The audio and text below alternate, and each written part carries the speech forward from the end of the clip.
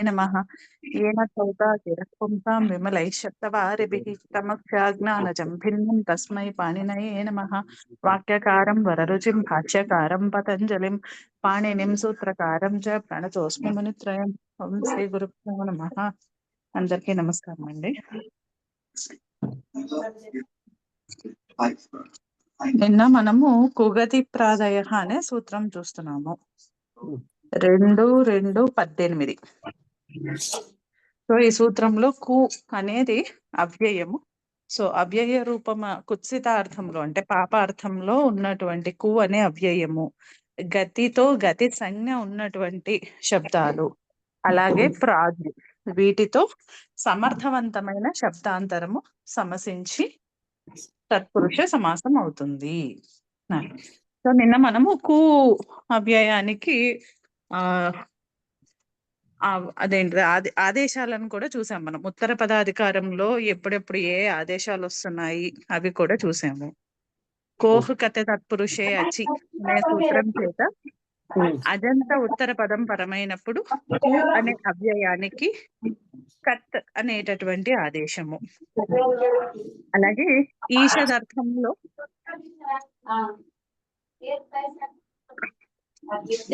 Disturbance ఉందండి, ఎవరు of చేసుకుంటారా?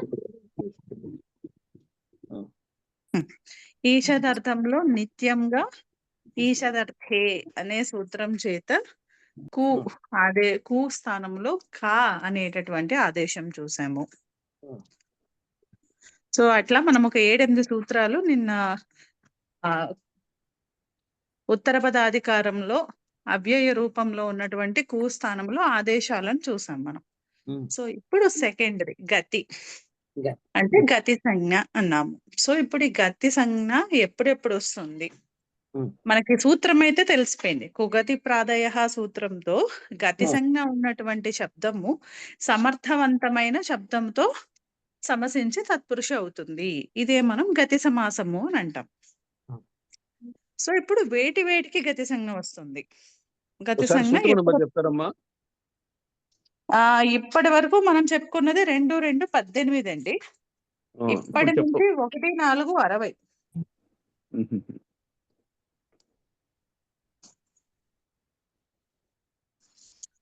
1:4:60 నుంచి ఒకసారి గతి సంజ్ఞ అంటే ఏ సందర్భాలలో గతి సంజ్ఞ వస్తుంది అన్నది ఒకసారి చూసుకుందాం. అది 1:4:60 గతిశ్చ. అంటే అండి ఇక్కడ ఇంకొక విషయం కూడా చెప్పుకోవాలి కదండి. ప్రాదులకి సర్టన్ కండిషన్ లో గతి సంజ్ఞ వస్తాం. ప్రాదులకనే కాదండి, మొత్తం ఎప్పుడు గతి సంజ్ఞ ఉన్నా అంటే గతిశ్చ అన్నది ఆ గతిశ్చ సూత్రంలో ప్రాదులకే వస్తోంది. కానీ మామూలుగా గతి సంజ్ఞ అన్నది ఒక 18 సూత్రాలతో మనకి డిఫరెంట్ కాంబినేషన్ లో వస్తుంది. ఇది అంటే సామాన్య అదే సంజ్ఞా సూత్రము అంతే, ఇది అంతే, ఇంకా ఏం చెప్పట్లేదు. అనువృత్తి ప్రాదయ అని వస్తోంది సూత్రంలో. క్రియాయోగి నేను గతిశ్చ అన్న సూత్రం గురించి చెప్పట్లేదండి. గతి ఉగతి ప్రాదయలో గతి అన్న దాని వల్ల చెప్తున్నాను. ఆ గతి అంటే కేవలము గతిశ్చ అనే సూత్రంతో వచ్చినటువంటిదని కాదు.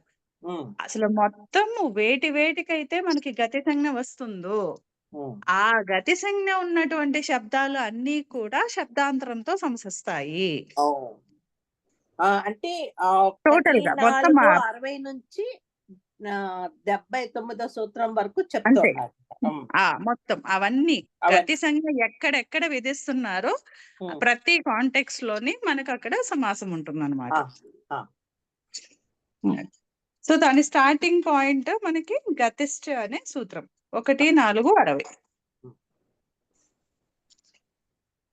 సో ఇప్పుడు ఈ సూత్రంలో ఏం చెప్తున్నారు మనకి? ఉపసర్గా క్రియాయోగి అనే సూత్రం నుంచి క్రియాయోగం తెచ్చుకుంటున్నారు.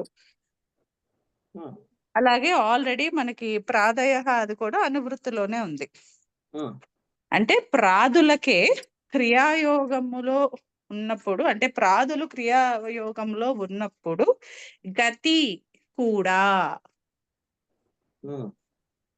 అంటే ఇప్పుడు ప్రాదులకు క్రియాయోగంలో ఉంటే 1:4:59 సూత్రంతో ఉపసర్గ అనేటటువంటి సంజ్ఞ వస్తుంది. అలా క్రియాయోగంలో ఉన్నప్పుడు అదే ప్రాతికి గతి అనే సంజ్ఞ కూడా.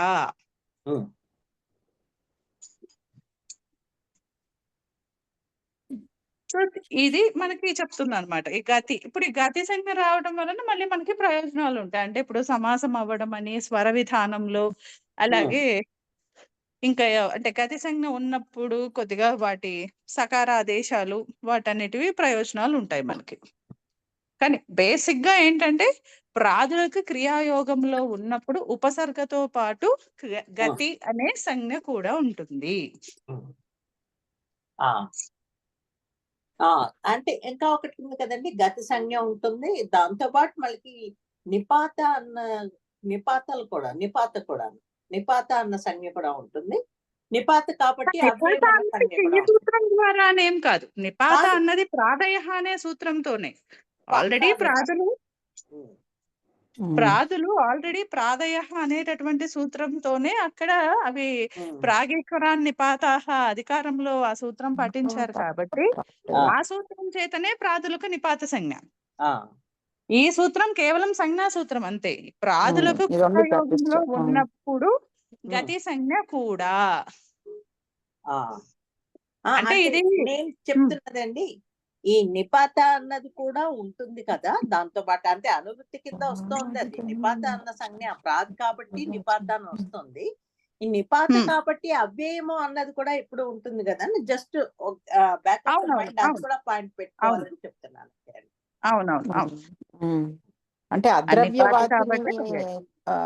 అద్రవ్యవాచిని అర్థంలో ఉన్నప్పుడు నిపాత సంజ్ఞకాలు ప్రాదులన్నీ అద్రవ్యవాచకాలు, ద్రవ్యవాచకాలు ఉన్నాయండి ప్రాదులు? కొన్ని ఉన్నాయండి. అంటే ఇప్పుడు పరా అనుకోండి, అది అదర్ అని చెప్పే అర్థంలో ఉంటుంది కదా. పరా అపరా అలా అవన్నీ కూడా. అంటే ఎక్కడైనా అది కేవలము ద్రవ్యాన్ని చూపించకుండా ఏదైనా ఉన్నప్పుడు మాత్రమే ఉంటుంది అంతే. కాకపోతే అలాంటివి చాలా తక్కువ ఉన్నాయి, ఒకటో రెండో ఉన్నట్టున్నాయి అంతే. ముఖ్యంగా ఏమో నాకు వెంటనే గుర్తొచ్చేది మాత్రం పరా గుర్తొస్తుంది. ఇంకేమైనా ఉండొచ్చు. అనే ఇచ్చినప్పుడు పరా అందులో వచ్చిన దాంట్లో అది ద్రవ్యవాచకం అయిపోయింది కనుక అక్కడ నిపాత సంజ్ఞ రాదు. ప్రాది అయినా సరే అది నిపాత సంజ్ఞ రాదు.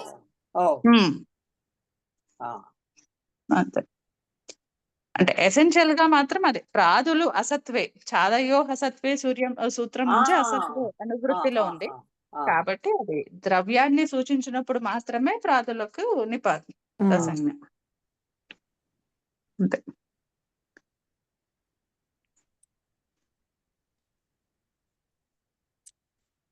సో ఇది గతిశ్చ అన్నది. సో ఇప్పుడు మనకి తర్వాతది 61 1-4-61 ఊర్యాది అంటే ఊర్యాది గణంలో ఉన్నటువంటి శబ్దాలు. చ్వి అనేది ప్రత్యయము, డాచ్ ప్రత్యయం కాబట్టి ప్రత్యయ గ్రహణే తదంతస్యాపి గ్రహణం అనే పరిభాషతో ఇక్కడ చ్వి ప్రత్యయాంత శబ్దాలు డాజంతాలు వాటికి క్రియాయోగే అంటే మనకి ఉపసర్గా క్రియాయోగే అన్న సూత్రం నుంచి క్రియాయోగే అన్నది అనువృత్తిలో ఉంది. గతిష్ట సూత్రం నుంచి గతిహి అన్నది అనువృత్తిలో ఉంది. కాబట్టి ఊర్యాది గణంలోని శబ్దాలకు, చ్వి ప్రత్యయాంతాలకు, డాజంతాలకు క్రియాయోగంలో ఉన్నప్పుడు గతి సంజ్ఞ ఉంటుంది. ఇది మనకు లౌకికంగా ఎక్కువగా మనకి సమాసాలలో గతి సమాసము అంటూ కామన్ గా చెప్పుకునేవన్నీ ఈ సూత్రంలో వచ్చిన శబ్దాలు అన్నమాట. అంటే ఇప్పుడు ఊరీకృత్య, ఊరరీకృత్య, శుక్లీకృత్య అంటే ఈ అభూత తద్భావార్థంలో చెప్పిన, లేకపోతే ఇప్పుడు అదేంటది అనుకరణార్థంలో చెప్తారు కదా, అవ్యక్త అనుకరణ వాచి కృత్య, ఇలాంటివి మనకి కామన్ గా. అంటే ఎవరైనా గతి సమాసం ఎగ్జాంపుల్స్ చెప్పండి అంటే ఫస్ట్ ఇవే చెప్తారు. సో అదన్నీ కూడా ఈ చుయాంతము సూత్రంలో వస్తాయి. డాచంతం. చుయి ప్రత్యయాంతము డాజంతము. అలాగే ఇక్కడ ఊర్యాది గణంలో ఉన్నవి. సో ఇక్కడ ఊర్యాది గణంలో మనకి గణపాఠం ఇచ్చారు. సో ఆ గణపాఠంలోనే మనకి కొన్ని శబ్దాల వరకు ఏ అర్థాలలో ఈ గణంలో స్థాపించారు అన్నది కూడా అర్థసహితంగా గణపాఠం ఉంది, గణ సూత్రాల్లో ఇచ్చారనమాట. అది తర్వాత మనకి చ్వి ప్రత్యయాంతాలు. అంటే ఇప్పుడు చ్వి అనేది ఒక తదిత ప్రత్యయము. ఇది మనకి అభూత తద్భావార్థంలో క్రూ భూ అస్ ఈ ధాతువుల యోగంలో ఉన్నప్పుడు మనకి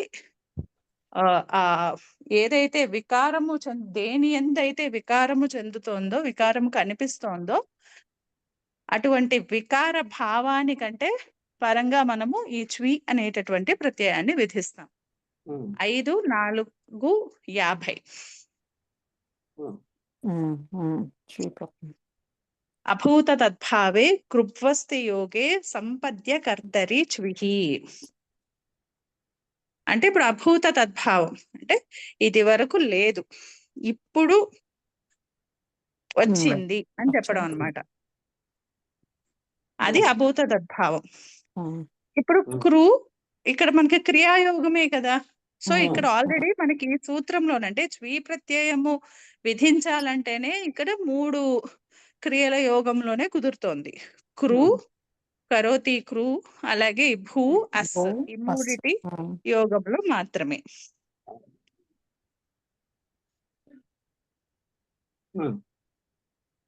అంటే ఇప్పుడు ఏదైనా చెప్పొచ్చు అనమాట మనం, వీటికేమి ఇది మాత్రమే అని. ఇక్కడేమో గణ వ్యవస్థ లేదు కాబట్టి ఇక్కడ మనం ఏ భావమైనా ఇది వరకు లేదు ఇప్పుడు ఉంది అని కర్తృ విషయంలో, అందుకని కర్తరి అంటే కర్తృ విషయంలో మారింది అని చెప్పి చూపించడానికి అన్నమాట ఇది. అంటే ఇప్పుడు ఒక గది శుభ్రంగా లేదు, ఇప్పుడు ఆ గది శుభ్రంగా చేసాము, అప్పుడు ఏం చెప్తాము అంటే అస్వచ్ఛం ప్రకోష్టం అస్వచ్ఛం ప్రకోష్టం స్వచ్ఛం కరోతి. అప్పుడు స్వచ్ఛీకృత్య. అలాగే ఇక్కడ మనం గుర్తుపెట్టుకోవాల్సింది ఏంటంటే ఇక్కడ క్రూ ధాతువు భూ అస్సల్లో క్రూ మాత్రమే సకర్మకం, మాకు స్పష్టంగా లేనిది ఇప్పుడు మీరు స్పష్టంగా చెప్తున్నారు చూడండి. సో అప్పుడు స్పష్టీకరోతి. స్పష్టీకరోతి అంటే సరిపోతుంది ఇంకా మళ్ళీ, ఎందుకంటే ఇక్కడ ఏమి నెక్స్ట్ ఇంకో క్రియ లేదు కదా, అందుకని స్పష్టీకృత్య వస్తుంది.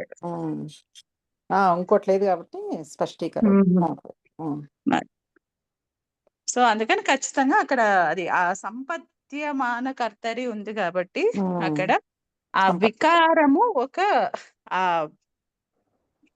ఏదైతే పొందుతోందో, ఆ వికారాన్ని పొందుతోందో దాని అంటే అది కర్త అయి ఉండాలన్నమాట.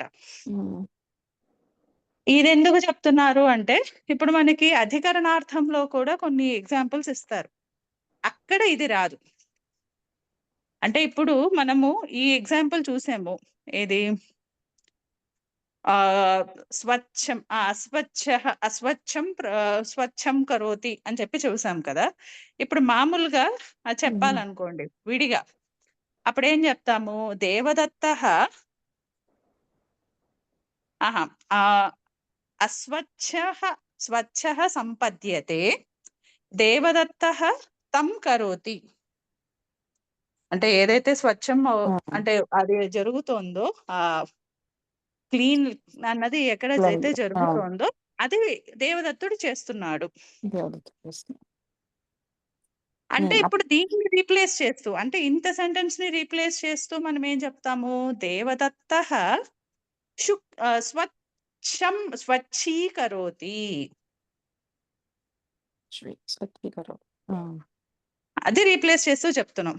సో ఇప్పుడు ఇక్కడ మనం ఎక్స్ప్లిసిట్ గా ఏమి క్లీన్ చేస్తున్నాడో కూడా చెప్పాలి కదా, అప్పుడే కదా అది క్లియర్ గా ఉండేది.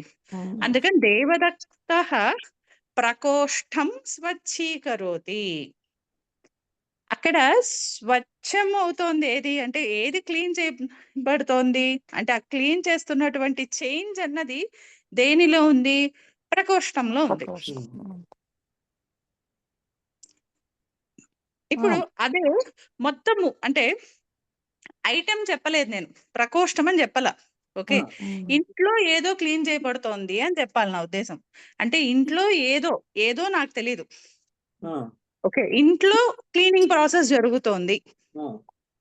ఇది వరకు లేదు క్లీన్ గా, ఇప్పుడు క్లీన్ గా ఉంది. అది ఇల్లు మొత్తం అని కాదు నా ఉద్దేశం. ఇంట్లో ఏదో ఒక పోర్షన్. ఇల్లు మొత్తం అంటే గృహం చెప్పేయచ్చు.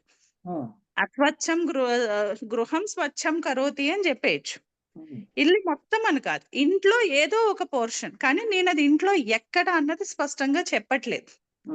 అప్పుడు ఏం చెప్తాను నేను? గృహే అంటాను, అంతే కదా.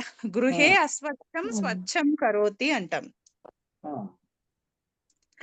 అక్కడ ఇల్లు క్లీన్ అవుతున్నట్టు కాదనమాట.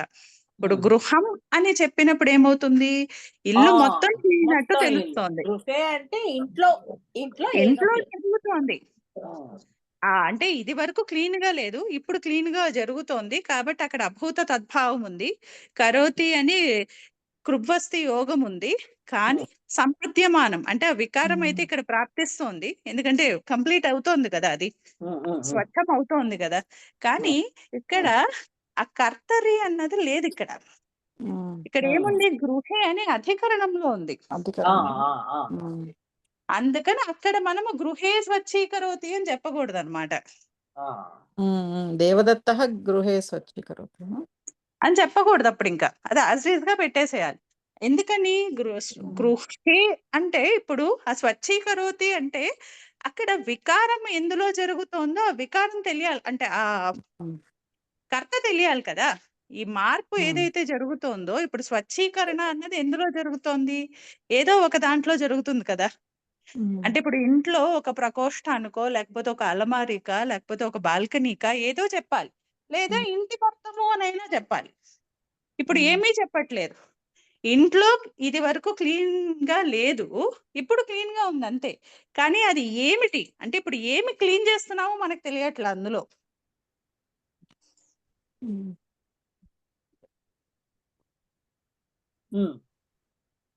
అక్కడ ఎక్స్ప్లిసిట్ గా గృహే ప్రకోష్ఠం అంటూనో, లేకపోతే కపాటికం అంటూనో, లేకపోతే పూజా గృహం అవ్వండి, శయ్యా గృహం అవ్వండి, అంటే అలా ఏదో ఒకటి మనకి తెలియాలి కదా.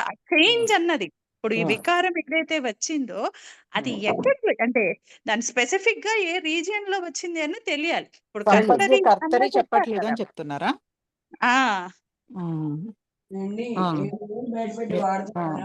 ఆ చివరి వరకు 7,000 వాడాల్సినప్పుడు మళ్ళీ నేను సంపద్యానంటే నేను ఇంకెప్పుడైనా తిరిగి డబ్బులు. విజయశ్రీ గారు మ్యూట్ చేసుకోవాలండి. అంటే మనకి స్పెసిఫిక్ గా ఆ అభూత తద్భావం అన్నది కనిపిస్తోంది, కానీ ఈ చేంజ్ అన్నది ఎందులో కనిపిస్తోంది అన్నది చెప్పట్లేదు వాళ్ళు. చెప్పట్లేదు.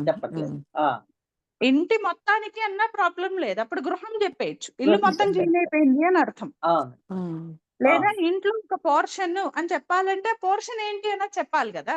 అంటే ఆ చేంజ్ అన్నది వేర్ ఇస్ ఇట్ హ్యాపెనింగ్ అన్నది తెలియట్లా మనకి. పర్టికులర్ సెన్స్ లో తెలియట్లా, క్లియర్ గా లేదు. ఏ పోర్షన్ ఇంట్లో అంతే, అంతే కాదు ఇంట్లో. ఇంట్లో ఎక్కడ? ఇంట్లో ఏది శుభ్రం చేయబడుతోందో తెలుస్తోందా మనకి? తెలియట్లేదు. అంటే అక్కడ మనకి శుభ్రం చేయటం అన్నది తెలుస్తోంది, కానీ ఆ శుభ్రం చేయడానికి కావాల్సిన సంపత్య కర్తరి అంటే ఎక్కడైతే ఆ చేంజ్ వస్తోందో, ఆ వికారం ఎక్కడైతే ఉత్పన్నం అవుతోందో అది మనకి తెలియట్లేదు. అందుకని అలాంటి కేసెస్ లో మనకి సారీ ఇంటరప్ట్ చేస్తున్నానండి. ఈ సూత్రంలోనే సెకండ్ పాయింట్ ఇచ్చారు చూడండి, సంపద్యతే అనేది ఎక్స్ప్లెయిన్ చేసి ఇప్పుడు మీరు చెప్పిన పాయింటే ఇక్కడ ఇచ్చారు, అది రావట్లేదు అని. అంటే ఇప్పుడు చ్వీ ప్రత్యయాంతంలో ఇదే సూత్రంలో కిందికి వెళ్ళండి, ఇంకా ఆల్మోస్ట్ నేను ఒక స్క్రీన్ షాట్ పంపించాను చూడండి. అక్కడ ఇప్పుడు మీరు చెప్పిన పాయింట్ ఉందన్నమాట, ఈ సంపద్య కర్తరి అనేది ఏంటి అని. ఇంకా రాలేదండి. అయ్యో అవునా, వచ్చిందా? వచ్చిందండి, పంపించాను. ఇప్పుడు వచ్చింది.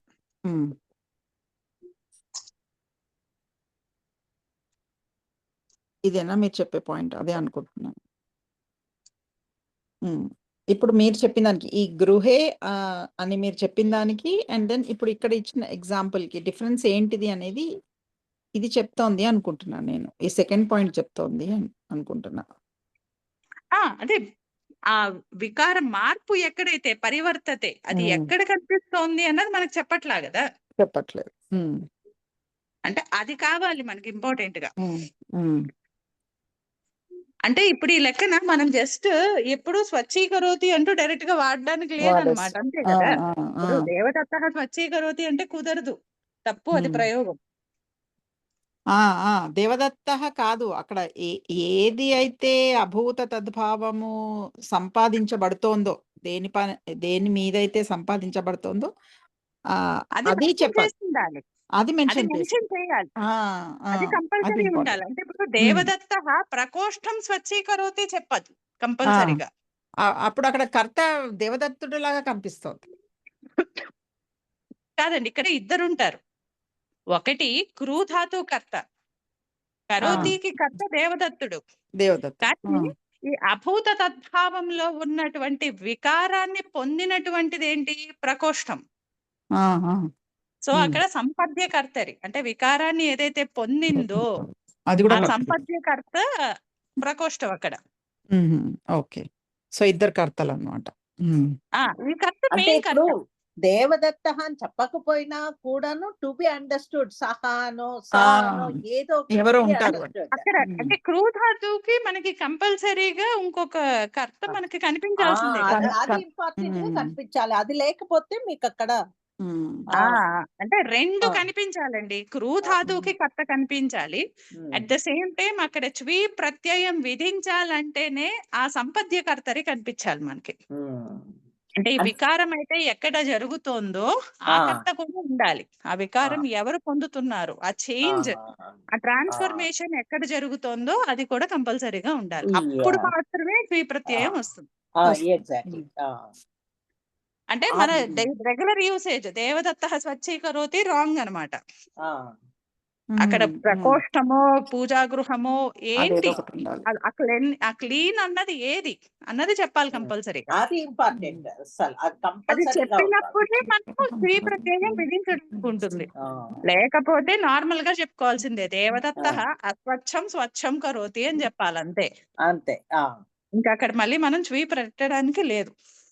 అంటే ఏంటి, దేవదత్తుడు ఎక్కడ క్లీన్ గా లేకపోతే అక్కడ క్లీన్ చేస్తాడు, క్లీన్ గా లేదు క్లీన్ చేస్తాడు, అర్థం మారిపోతుంది. కానీ మరి మనం స్పెసిఫిక్ గా చెప్పట్లేదు కాబట్టి అంతే, అర్థం మారిపోతుంది. అక్కడ చ్వీ ప్రత్యయ అర్థం లేదు. చ్వీ ప్రత్యయ అర్థం రావాలి అంటే అభూత తద్భావము క్రూ భూ అస్స యోగం ఎంత ఇంపార్టెంటో ఇక్కడ ఇంకొక నిమిత్తము ఆ సంపద్య కర్తరి. ఆ మూడు నిమిత్తాలు లేకపోతే కానీ అంటే ఉంటే తప్పించి మనము చ్వీ ప్రత్యయాన్ని విధించడానికే లేదు.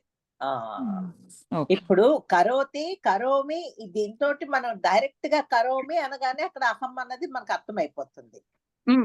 అహం ప్రకోష్టం స్వచ్ఛీకరోమి అన్న అహం అధ్యాహారం పర్వాలేదు, కరోమితో మనకు అర్థమైపోతుంది. అవును, ఇది ప్రకోష్టం లేకపోతే స్పష్టి అన్నది రాదు, చ్వీ రాదు, అక్కడ చ్వీ రాదు. అప్పుడు మనకి అర్థం కూడా డిఫరెంట్ సెన్స్ లోనే వస్తుంది. అక్కడ కూడా అభూత తద్భావం కనిపిస్తుంది, కానీ క్లియర్లీ ఏం చేస్తున్నాడో మనకు అర్థం కాదు. దేవదత్త అస్వచ్ఛం స్వచ్ఛం కరోతి అంటే ఏంటది? అస్వచ్ఛమైన దాన్ని స్వచ్ఛం చేస్తున్నాడు, కానీ ఆ అస్వచ్ఛమైనది ఏంటి అసలు తెలియదు మనకి. అది తెలియాలి అంటే కంపల్సరీగా అక్కడ ఏది ఆ ప్రాసెస్ లో ఏది ఇన్వాల్వ్ అయ్యిందో, ఆ ట్రాన్స్ఫర్మేషన్ ఎక్కడ జరుగుతోందో అది మెన్షన్ చేయాల్సిందే కంపల్సరీగా.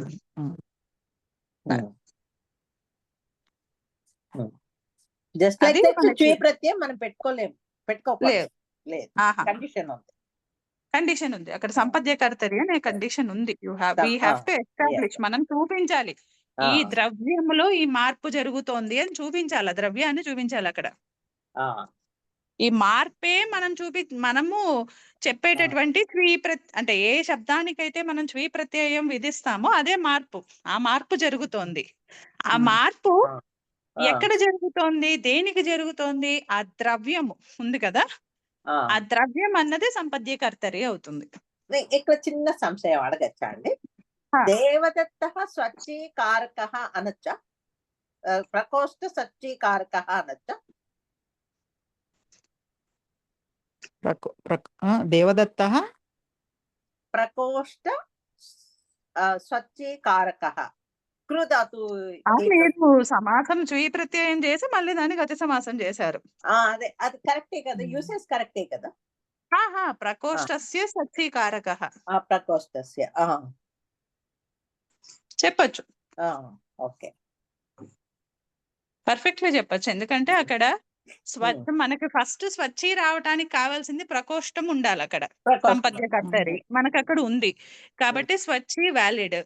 ఇప్పుడు ఆ యోగము అక్కడ మనకి ఆ నుల్ ప్రత్యయాంతం ఉంది అక్కడ, కాబట్టి క్రియాయోగంలో ఉన్నట్టే. అక్కడ మీరు కరోతి కారకః కృతః ఏదైనా పెట్టుకోవచ్చు. అదే ఏదైనా అక్కడ జస్ట్ ధాతు రూపము అవ్వాలి. క్రూ ప్లస్ నుళ్ళే కదా అక్కడ ఎసెన్షియల్ గా. అందుకని మనకి ఇది యోగం సరిపోయింది, స్వచ్ఛీకారక అన్న రూపం పర్ఫెక్ట్ గా వచ్చేసింది. ఆ స్వచ్ఛీకారక అన్నదే మనకి గతి సమాసం. ఎగ్జాక్ట్లీ. ఇప్పుడు దానికి on top of it Shashthi చేస్తున్నారు, మళ్ళీ షష్ఠీ తత్పురుషం. స్వచ్ఛీకారక ఇప్పుడు మళ్ళీ మీకు డౌట్ వస్తుంది కదా, ప్రకోష్టం ఏమో ఇందాకన ఈ సంపద్యం కర్త అనుకున్నాం కదా, మరి ఇక్కడ షష్ఠీలోకి ఎందుకు వెళ్ళిపోయాడు?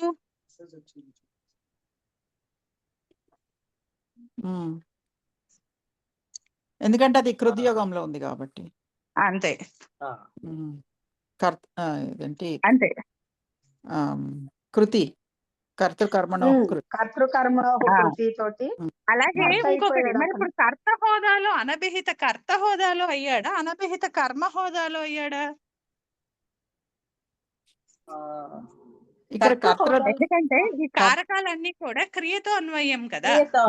సంపద్యమాన అంటే సంపద్యతే అనేటటువంటి క్రియకేమో కర్త అయ్యాడు ప్రకోష్టం, కానీ మరి కరోతి ఇది కారకః కదా, అంటే ఇక్కడ క్రూధాతు ఉంది కదా, మరి ఇప్పుడు క్రూధాతుకి ప్రకోష్టం ఏమైంది, కర్త అయ్యాడా?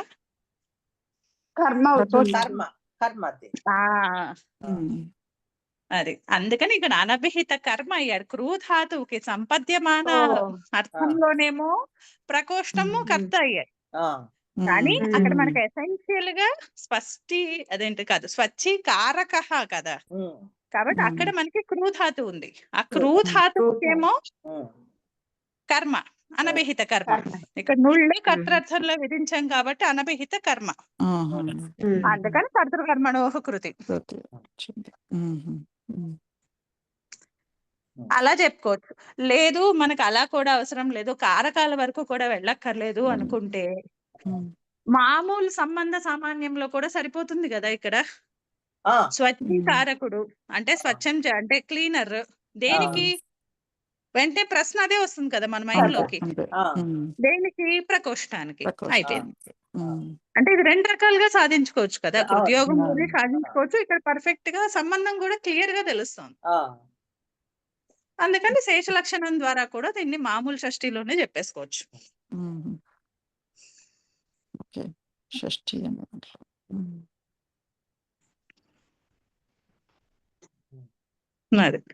సో ఇప్పుడు ఇది అభూత తద్భావే కృవస్తి యోగే సంపద్య కర్తరి చ్విహి. అంటే ఇంకా ఫైనల్ డీటెయిల్స్ లోకి అయితే వెళ్ళట్లేదు. అంటే ఆ చ్విహి ప్రత్యయం వచ్చినప్పుడు రూపం ఎలా వస్తుంది, వాటికి మళ్ళీ కార్యాలు ఏమవుతాయి, అవన్నీ టచ్ చేయట్లేదు ఇప్పుడు. ఎందుకంటే అవన్నీ మనకు ఆల్రెడీ ఒక బేసిక్ ఐడియా ఉన్నాయి కాబట్టి మనం దాని రూపాలు తీసేసుకుందాం యాజ్ ఇట్ ఈస్ గా. మనకు కావాల్సింది చ్వీ ప్రత్యాంత శబ్దాలు అంటే వాటికి గతి సంజ్ఞ. శుక్లీ భవితుం, శుక్లీకృత్య శుక్లీకృత శుక్లీభూయ అని ఇచ్చారు. హ్మ్. హుహు. ఇక్కడ మనకి ఇవి ఏది ఇప్పుడు ఇది చేసుకుందాం. ఇప్పుడు మీరు ఇందాకనేమన్నారు? శుక్లీ భూయ అన్నారు కదా! ఆ! ఆ! ఆ! ఇది సమస్త పదం కదా! హ్మ్. హ్మ్. సో, ఇప్పుడు దీని విగ్రహ వాక్యం హ్మ్. ఏమవుతుంది? అశుక్లం శుక్లం భూత్వా. శుక్లం శుక్లం భూత్వా. హ్మ్. సో, ఇక్కడ మనకి అశుక్లం శుక్లం అంటే ఇక్కడ మనకి సంపద్య అదేంటిది అభూత తద్భావార్థం తెలుస్తోంది. మీరేం చెప్పారండి విగ్రహవాక్యం మళ్ళీ ఒకసారి? అశుక్లం శుక్లం ఆ! భూత్వా. ఆ! అశుక్లం శుక్లం భూత్వా. ఓకే. నాకు శుక్లం శుక్లం భూత్వా అన్నట్టు అనిపించింది. ఓకే. శుక్లం ఓకే. అని క్లియర్ గా చెప్పారండి. అశుక్లం శుక్లం భూత్వా. ఓకే. ఇక్కడ మనకి అంటే అద్భుత తద్భావాన్ని చూపిస్తున్నాం మనం విగ్రహ వాక్యంలోనే చూపిస్తున్నాము. అలాగే ఎలాగో భూత్వా అని చెప్పి అక్కడ భూధాతు యోగంలో ఉంది. కాకపోతే ఇలాంటి వాటికి ఏంటంటే కొద్దిగా మనం ఆ సంపద్య కర్తరి అన్నట్టుగా మనం అది ప్రతిసారి కర్తృర్థాన్ని తీసుకోము అక్కడ. కాకపోతే ఘటం మనం ఏదో పెట్టుకోవాలి దానికి. ఓకే. మామూలుగా ఏం చేస్తామంటే జనరల్ గా ఇప్పుడు బయట ఎక్కడ మనం చదువుతున్నా సరే ఇలాగే ఇచ్చేస్తారు విగ్రహవాక్యం అంతే. కాకపోతే సూత్రం మనం గమనించాం కాబట్టి ఇప్పుడు అలా రాస్తే మనకు కుదరదు. అక్కడ పక్కన ఏదో ఒకటి అయితే ఉండాలి. బ్రాకెట్ లో ఘటం అనో ఏదో ఒకటి ఉండాలి. ఘటమో కట్టమో ఏదో ఒక ద్రవ్యం ఉండాలి అక్కడ, లేదా బ్రాకెట్ లో ద్రవ్యం అని పెట్టుకోవాలి. ఓకే. సో ఇప్పుడు మనకి అంటే ఈ లౌకిక విగ్రహ వాక్యంలో ఫస్ట్ ఏం చేస్తాం మనము? ఈ అభూత తద్భావే కృద్వస్త యోగే సంపద్య కర్తరి చ్విహి అనే సూత్రం చేత అభూత తద్భావంలో ఇక్కడ వికారం ఏదైతే ఉందో వికారానికంటే పరంగా అంటే ఏదైతే మార్పు ఉందో ఆ మార్పుకి మనము చ్వి ప్రత్యయాన్ని చేరుస్తాం అన్నమాట. ఇక్కడ మార్పు ఏంటి? శుక్లం మారింది. ఫైనల్ ఎండ్ రిజల్ట్ శుక్లం కదా. సో ఆ మార్పు శుక్ల. సో శుక్ల ప్రాతిపదిక కంటే పరంలో చ్వి అనే ప్రత్యయం. అంటే ఇప్పుడు అలౌకిక విగ్రహవాక్యం ఏం రాసుకుంటాము? శుక్ల చ్వి అలాగే భూత్వా. సో ఇప్పుడు శుక్ల చ్వి అన్న దాన్ని మనము చ్వి అన్నది సర్వలోపి. అంటే ఇంకా డీటెయిల్స్ లోకి వెళ్తే మనకి ఇవన్నీ పోయి అక్కడ వకారం మాత్రమే మిగులుతుంది. మళ్ళీ అదేమో వేరప్రుక్తస్యతో అది కూడా లోపిస్తుంది. కాబట్టి సర్వలోపి అది టెక్నికల్ గా. అంతే సర్వలోపి. కానీ సర్వలోపి అయినప్పటికీ కూడా ప్రత్యయ లోపి అవి ప్రత్యయ లక్షణం అనే సూత్రం చేత ప్రత్యయ విధాయకమైన కార్యాలు జరుగుతాయి. ఇక్కడ చ్వి ప్రత్యయంలో ఈ శుక్ల అనే అంగము అకారాంత అంగం కదా. అందుకని అస్య చ్వౌ అనే సూత్రం. ఆ సూత్రం ఏం నెంబర్ చెప్తున్నారా? ఓకే చెప్పండి. 7:4:32. 7:4. ఓకే. సో అదేం చెప్తుంది? అకారాంత చ్వి ప్రత్యయం పరమైనప్పుడు అకారాంత అంగానికి దీర్ఘ ఈకారాదేశం లేదా దీర్ఘ ఈకారాదేశం ఈతనే ఉంటుంది అది అనువృత్తిలో. అస్య చ్వౌ కదండి. అస్య చ్వౌ. అప్పుడు శుక్లీ అయింది. మళ్ళీ అలాగే చ్వౌచ అనే సూత్రంతో దీనికి దీర్ఘం కూడా అవుతుంది. అది ఇంకా పర్జన్యవత్ లక్షణవత్. అంతే అది అలా వచ్చేస్తుంది అంతే. అందుకని అది కామన్ గా వచ్చేస్తుంది. కాబట్టి అక్కడ శుక్లీ అన్నది చ్వి ప్రత్యాంతం వచ్చింది. శుక్లీ భూత్వా ఉంది. ఇప్పుడు ఈ స్థితిలో మనకి ఊర్యాది చ్వి డాచశ్చ అనే సూత్రం చేత ఈ చ్వి ప్రత్యయాంత శబ్దమైనటువంటి శుక్లీకి గతి సంజ్ఞ. అంటే శుక్లీకి గతి సంజ్ఞ. సో ఇప్పుడు ఇది శుక్లీ ఉన్నప్పుడు మనకి ఇక్కడ మళ్ళీ ఇది ఎలానో గతి సంజ్ఞ ఎప్పుడైతే వచ్చిందో ఇది నిపాత అయిపోతుంది కదా ఇది. అందుకని ఇంకా దానికి సుప్రత్యయం చేర్చడము మళ్ళీ దాన్ని లోపం చేయడము అది చేయట్లేదు ఇంకా అవ్యయాలే కాబట్టి. అందుకని ఇప్పుడు శుక్లీ భూత్వ అని ఉన్నప్పుడు ఇప్పుడు మనకి కుగతి ప్రాదయ అనే సూత్రం చేత గతి సంజ్ఞ ఉన్నటువంటి శుక్లి అనేటటువంటి చ్వి ప్రత్యయాంతము భూత్వా అనేటటువంటి శబ్దముతో సమసించి తత్పురుష సమాసం అవుతుంది. సో సమాసత్వ ప్రాతిపదిక సంజ్ఞ సుప్పులకు అలాగే ఈ ఉపసర్జనాలు కుగతి ప్రాదయహాలు గతి అన్నది ప్రథమాలో చెప్పబడింది కాబట్టి గతి సంజ్ఞ ఉన్నటువంటి ఈ శుక్లి అన్నదానికి ప్రథమా నిర్దిష్టం చేత పూర్వ ప్రయోగము అలాగే ఉపసర్జన సంజ్ఞ పూర్వ ప్రయోగం అప్పుడు శుక్లి భూ త్వా అనుంది. ఇప్పుడు ఇది ఆల్రెడీ సమాసం అని తెలుసు మనకి. అప్పుడు మనకి సమాసే అనై పూర్వే త్వోల్ ఎప్ అనేటటువంటి సూత్రం ప్రవర్తించి దీనికి అవ్యయం ఏదండి శుక్లి సూత్రం నెంబర్ అంటే ఇప్పుడు విరాయక సూత్రం నంబర్ అడుగుతున్నా. ఇది సమాసే అనై పూర్వన ఒక నిమిషం చెప్తాను. 7:1:37 7:1:37 వాడు 7 కి వస్తాడు. ఇక్కడ మనము ల్యప్ ఎందుకు పెడుతున్నామండి? అక్కడ భూత్వా కదా మనకి విగ్రహవాక్యము. అశుక్లం శుక్లం భూత్వా. ఇప్పుడు మీరు శుక్లీ భూయ అని సమస్త పదం ఇచ్చారు కదా. ఇప్పుడు ఓకే భూత్వా త్వా ప్రత్యయం వచ్చింది. భూధాతువు కంటే త్వా ప్రత్యయం ఉంది. ఇప్పుడు ఆల్రెడీ ఈ సెట్ అంతా సమాసంలో ఉంది. ఈ సముదాయం ఏది శుక్లి అనేటటువంటిది భూ త్వా. ఇప్పుడు సమాసములో ఉన్నప్పుడు ఆ సమాసములో నై లేదు, పూర్వపదంలో నై లేదు. నై భిన్నమైనటువంటి పూర్వపదం ఉన్నప్పుడు త్వో స్థానములో ల్యప్ ఆదేశం. ఎందుకు ఇప్పుడు శుక్లి అనే దానికి గతి సంజ్ఞ ఉంది కదా.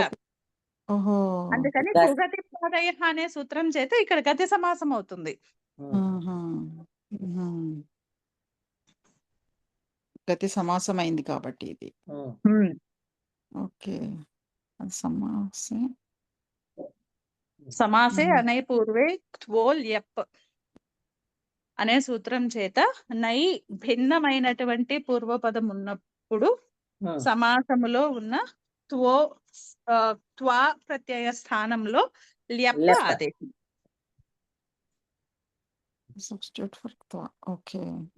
శుక్లి భూయ అంతే. శుక్లి భూయ వచ్చింది అనమాట. ఇది మనకి మెయిన్ గా మనకి ఈ తర్వాత వచ్చే గతి సంజ్ఞల్లో మనకి డిఫరెన్స్ సమాసం అయ్యిందే లేదు అనే డిఫరెన్స్ చూపించడానికే జనరల్ గా ఈ త్వా ప్రత్యయాన్ని తీసుకుంటారు. అవునండి. ఎందుకంటే ఇక్కడ సమాసం లేదు అంటే యాజ్ యూజువల్ గా అలాగే ఉండాలి అంతే. శుక్లి భూ త్వానే ఉండాలి కదా. సో ఇక్కడ సమాసం ఉంది కాబట్టి కంపల్సరీగా శుక్లి భూయ ఉంటుంది. శుక్లి భూయ. ఇంతకీ అక్కడ శుక్లి భూయ అన్న దానికి ఆ శ్రీ ప్రత్యయం పెట్టడానికి అక్కడ శుక్లి ఘటము ఏదో బ్రాకెట్ లో ద్రవ్యం పెట్టుకున్నాం. బ్రాకెట్ లో ద్రవ్యం ఉంది. అది ఎప్పటికీ ఫరెవర్ గుర్తు కంపల్సరీ. అది కంపల్సరీ. ఓకే. అంటే ఇప్పుడు దీనికి విగ్రహవాక్యం చెప్పాలి అంటే అశుక్లం శుక్లం భూత్వా. అశుక్లం శుక్లం అదే విగ్రహవాక్యం. ఓకే. విగ్రహవాక్యం నుంచే మనం అలౌకికం రాసుకుని సమాసం ముందర చ్వి ప్రత్యయాన్ని విధించుకుని తర్వాత చ్వి ప్రత్యాంత శబ్దంతో భూత్వాకి సమాసం చేసుకుని సమాసం చేసిన తర్వాత త్వో అంటే నై పూర్వ పదము కానప్పుడు అటువంటి సమాసంలో త్వా ప్రత్యయ స్థానంలో ల్యప్ ఆదేశం తెచ్చుకుని ఇప్పుడు మనకి సమస్త పదమైంది శుక్లి భూయ.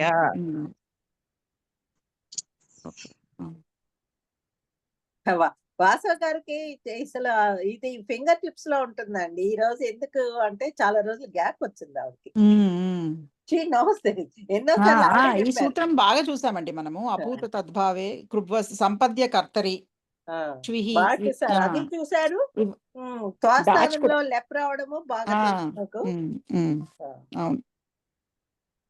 నేను అదే ఎంతసేపు ఇప్పుడు ఉమ్, అది స్థానంలో లెప్ రావడం అనేది నేను ఉపసర్గ దాంట్లోనే అక్కడే ఉపసర్గ ఆగిపోయాను.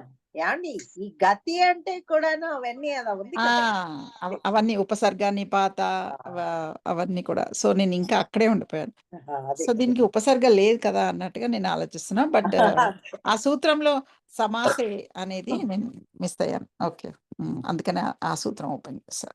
ఈ చ్వి డాచే మనమే చూసుకున్నామండి అంటే అండి ఇన్ ఇక్కడ డీటెయిల్. నేను చెప్తానండి, ఏదైనా ఇది చెప్తే లక్ష్మీ శ్వేత గారు కరెక్ట్ చేయండి. అంటే ఉపసర్గ అన్న పోర్ట్ఫోలియోతో మనం ఇక్కడ సమాసం చేయట్లేదు, గతి సంజ్ఞ అన్న సమాసం పోర్ట్ఫోలియోతో చేస్తున్నాం. అది ఆ అందుకని పాయింట్ గతి సమాసం అది అది అది అవడానికి అది ఉపసర్గే అవడానికి అది ప్రాదుల్లోనే ఉంది. కానీ మనం గతి అన్న పేరు పెట్టి ఇక్కడ సమాసం చేస్తున్నాం. అంతే కదండి లక్ష్మీ శ్వేత గారు?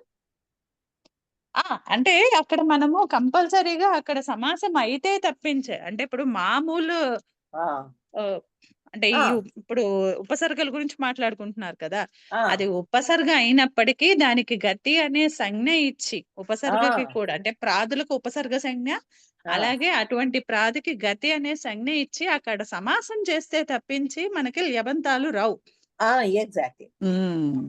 సమాసం అందుకని ఎక్కడ మనకి ల్యబంతం కనబడింది అంటే అక్కడ ఇన్బిల్ట్ గా అక్కడ గతి సమాసము ఉపపద సమాసము ఏదైనా ఉండే ఉంటుంది కంపల్సరీగా.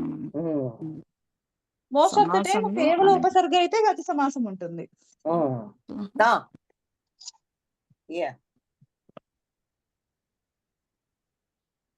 అంటే అది చూడండి, ఆ ఉపసర్గ ప్రాదుల్లోనే ఉంది. ఇప్పుడు క్రియాయోగంలో ఉన్నప్పుడే దానికి ఉపసర్గ అన్న పేరు వస్తుంది, ఉపసర్గ అన్న పేరు ఉంటుంది, గతి అన్న పేరు కూడా ఉంటుంది. మనం ఇక్కడ సమాసం చేసినప్పుడు ఉపసర్గ సమాసం అని అనం కదా, గతి సమాసం అని అంటాం కదా. ఉపసర్గతో సమాసం లేదు, కేవలము గతి సంజ్ఞతోనే సమాసం. ఈ ఉపసర్గ ఉంటే అక్కడ సంధి కార్యం జరుగుతుందేమో కానీ సమాసం లేదు, సమాసం లేదు, సమాసం లేదు. సమాసం మీకు సమాసం అయితే గానీ స్థానంలో ఉపసర్గని ఉపపదంగా వాడే ఛాన్సెస్ ఏమన్నా ఉన్నాయా లక్ష్మి? కొన్ని చోట్ల మనకు వస్తాయండి అవి. అప్పుడు ఉపపద సమాసం అవుతుంది కదా అక్కడ, అవదా? ఉపపదము ప్రతి చోట రాదు యాక్చువల్లీ. ఈ సమాసం లిస్ట్ వేరు, అది వేరు, ఆ కాన్సెప్ట్ వేరు. ఆ ఉపపదం అంటే ఉపసర్గ కూడా ఉపపదం అవ్వచ్చు. ఇప్పుడు ప్రేదాజ్ఞ ఉంది, అక్కడ ప్ర అన్నది సప్తమిలో చెప్పారు కాబట్టి ప్ర అన్నది ఉపసర్గ, ఉపసర్గనే అక్కడ ఉపపదము.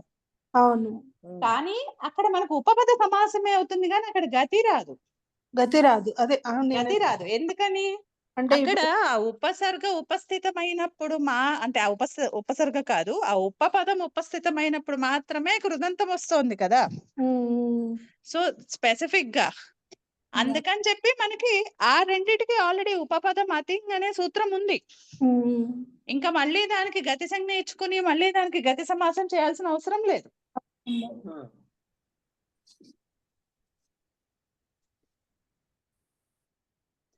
ఓకే, ఇప్పుడు కొంచెం ఎక్స్ప్లెయిన్ చేసుకుందాం, లేకపోతే ఇప్పుడు ఎలాగో డౌట్ అడిగారు కాబట్టి.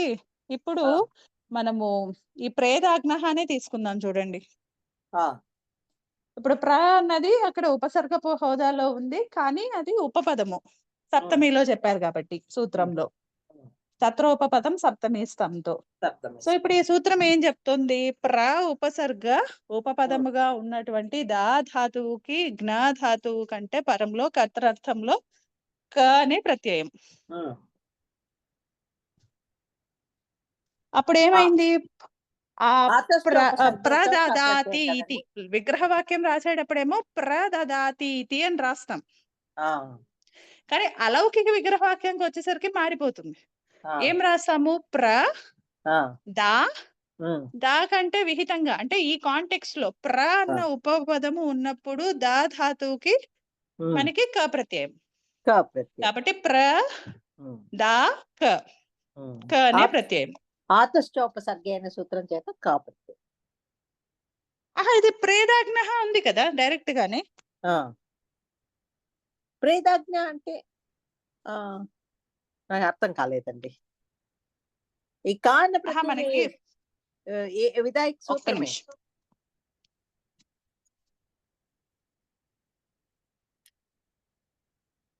ఇదిగోండి ఇక్కడ మనకి ఈ వసు సూత్రం చెప్పండి. ప్రధాన్ ఉందనుకోండి, సూత్రమో ఏదో ఏదో చెప్పండి, ఎక్కడ చూస్తున్నారు ఒకసారి ప్రేద ఆజ్ఞహానే చూడండి అక్కడ కర్మ.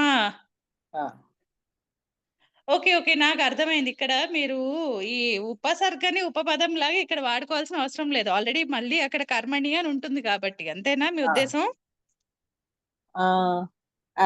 ఐ డోంట్ నో, నిజంగా నాకు క్లారిటీ రాలేదు. మీరు ఏం చెప్పారో నేనేం అర్థం చేసుకున్నానో నాకు క్లారిటీ రాలేదు. మీరే చెప్పండి, నాకు ఏదైనా మళ్ళీ డౌట్ వస్తే అడుగుతాను. You go head.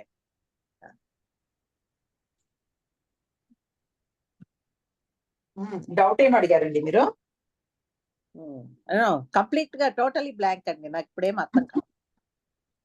ఆహా, అంటే ఇప్పుడు ప్రేదాజ్ఞ అనే సూత్రం తీసుకున్నాం అనుకోండి, సూత్రమే అదేం చెప్తుంది? ప్రేదాజ్ఞ. ఓకే ఓకే, దాన్ని explain చేయండి. కర్మణి ఉపపదములో ఉన్నప్పుడు ఆ, ప్ర అనే ఉపసర్గతో ఉన్నటువంటి ధాతువు, ఏ ధాతువులు? దా అనే ధాతువు జ్ఞ అనే ధాతువు కంటే పరంలో ఆ, కర్తర్థంలో క అనేటటువంటి ప్రత్యయం. ప్రత్యయం. ఓకే ఓకే, ప్రేదాజ్ఞ గుర్తొచ్చిందండి.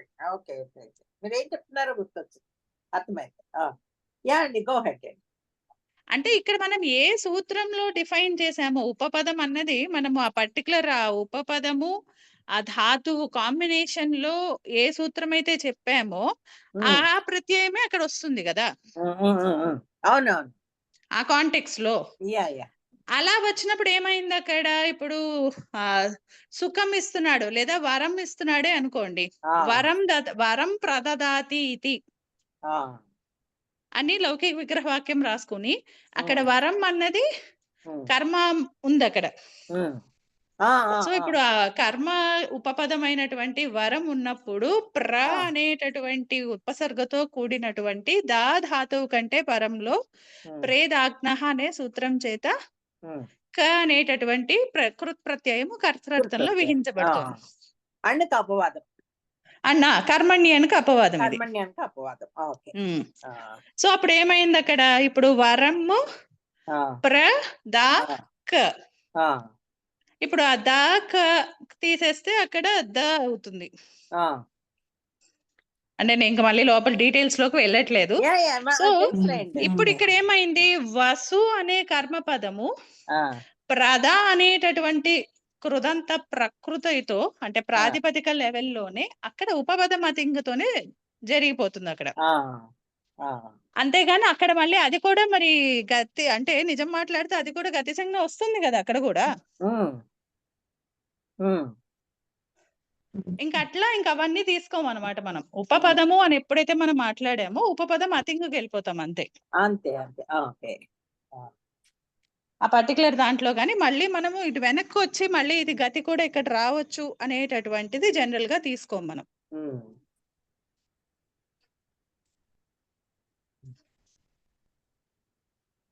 ఇది ఎవరు అడిగారు, అడిగిన వాళ్ళది ఇది క్లియర్ అయిందా? నేనేమైనా కన్ఫ్యూజ్ చేశానా? లేదండి, లేదు, క్లియర్.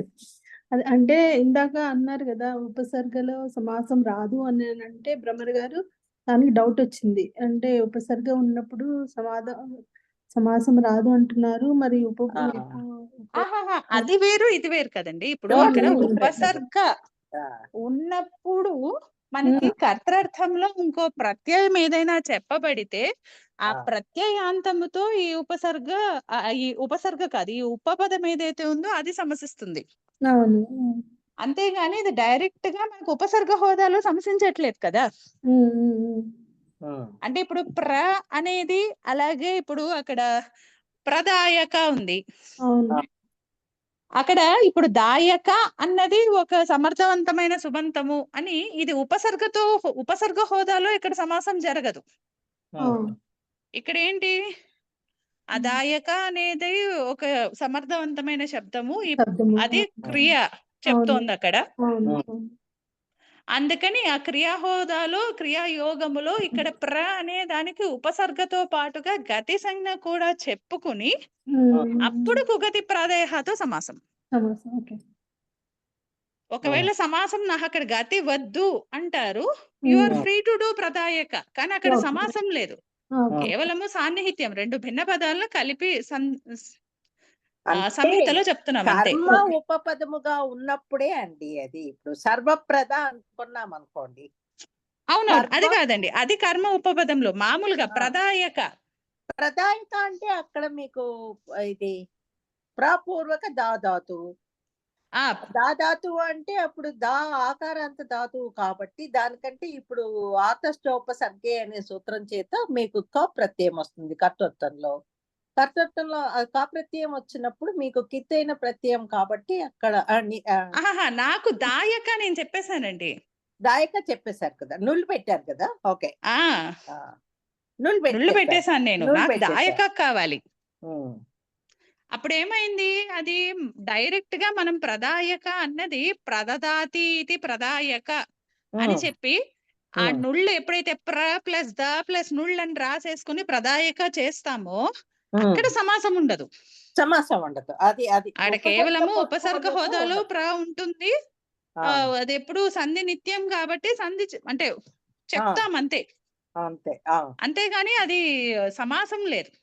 అది సమాసం ఎప్పుడవుతుంది, ప్ర అనే దానికి గతి సంజ్ఞ ఇచ్చి అప్పుడు దాయక అనేటటువంటి అక్కడ మనకి క్రియాయోగం ఉంది కదా దాయకాలో, అక్కడ ధాతువు కంటే పరంలో నుళ్ళు కాబట్టి అక్కడ క్రియాయోగంలో ప్రాణి గతి సంజ్ఞ చెప్పుకుని ఉపసర్గతో పాటుగా గతి సంజ్ఞ చెప్పుకుని ఎప్పుడైతే కుగతి ప్రాదయ అన్న సూత్రంతో సమాసం చేస్తామో అప్పుడు మాత్రమే అది సమాసం అవుతుంది.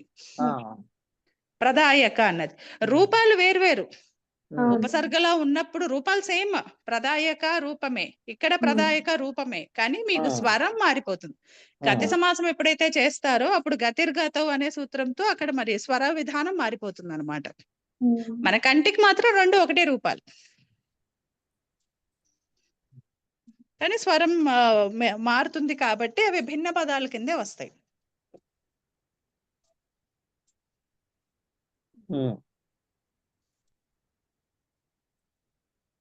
క్లియర్ అండి, కంటిన్యూ చేయండి.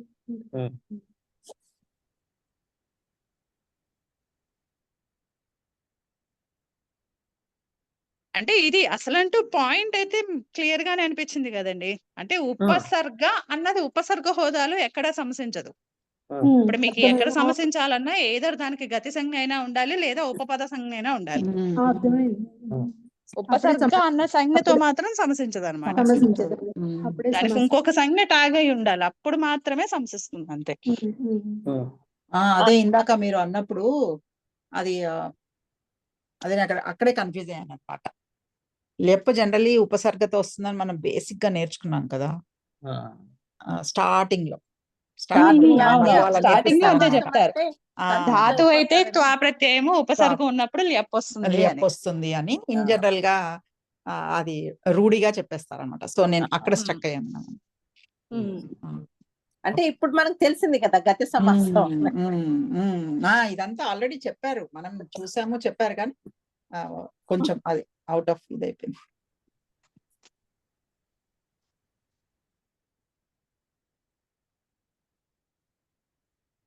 అంటే ఇప్పుడు గతి సమాసం గురించి చూస్తున్నాం కాబట్టి కేవలం గతి సంజ్ఞ చూద్దామండి, అంతే. మళ్ళీ డివేట్ అయిపోతాం.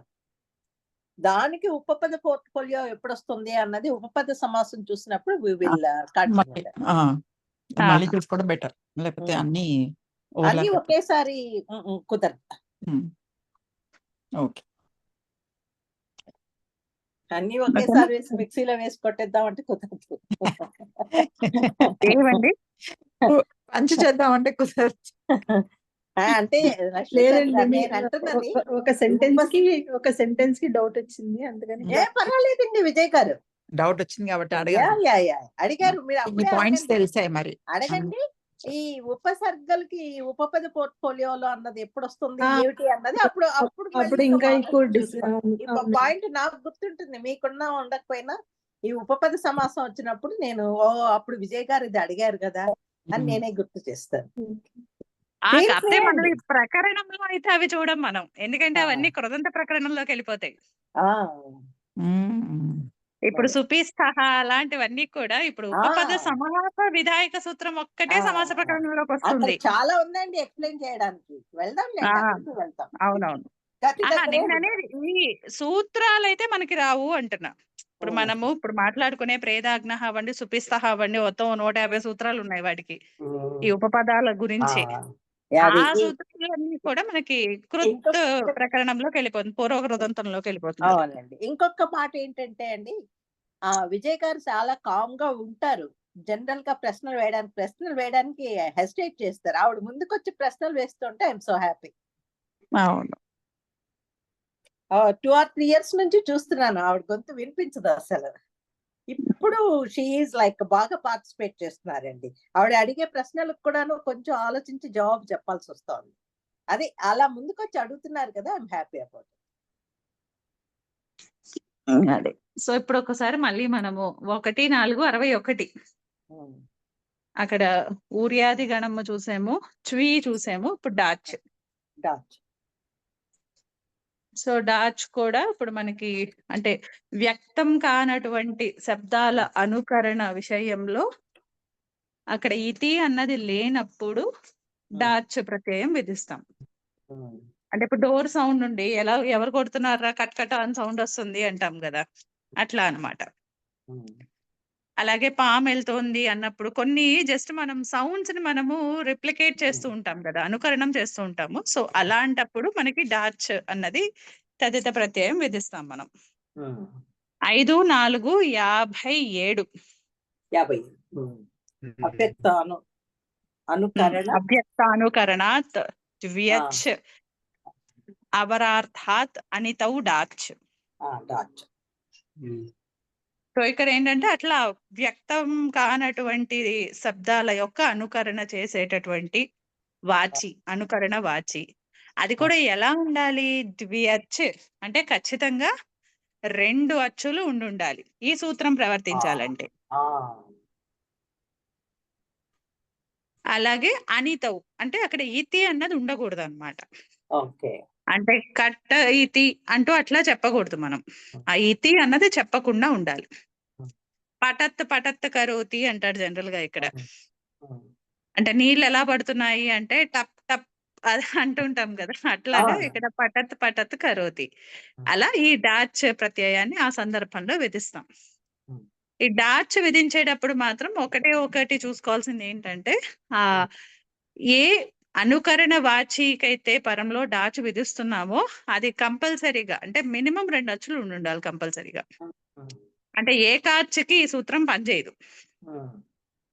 అంటే ఇప్పుడు ఖాట్ ఇతి కరోతి లేదా ఖాట్ కరోతి అని చెప్పడానికి లేదనమాట. అక్కడ ఆ సందర్భంలో డాచ్ విధించడానికి లేదు.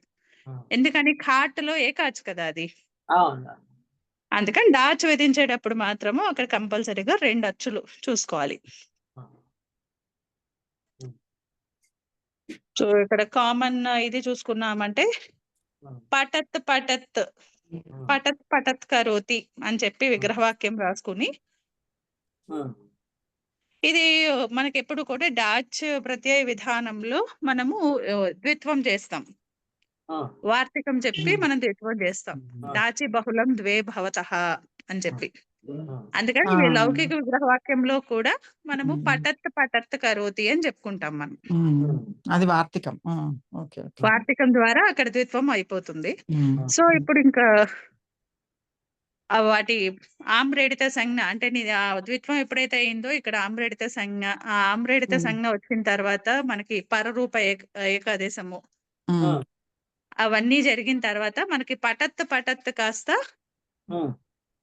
పట పట అవుతుంది. అక్కడ పట్ట పట్ట పట్ట అవుతుంది.